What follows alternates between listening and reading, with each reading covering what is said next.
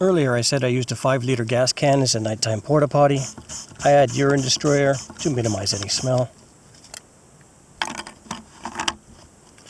Then tie off a plastic bag to contain any spills. Some bathing options are a lake, stream, river, campground, beach, ocean, gym, and truck stop. In nature, when no water source is present, I use 3 liters of bottled water for body, 1.5 liters for hair, bar of soap, shampoo, towel, done. However, when these options are not convenient or it's too late, I want a system where I can create personal cleanliness in the car. Anytime, anywhere. The blackout curtains give me the privacy to do so. I use a combination of disposable wipes and sponge baths to stay clean.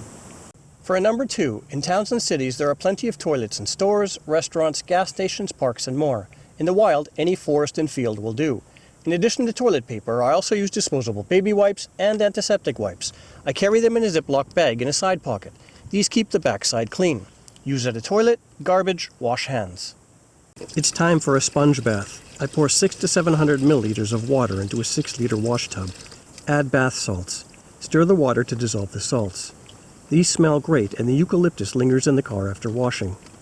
Wet and rinse a cotton cloth, wipe body parts. I put the used cloth aside, grab a fresh one. This way the water stays clean. Used cloths I seal in an airtight plastic bag for laundry, kept behind the driver's seat. Under food storage I have washcloths, soap, garbage bags, bounce, and disposable wipes.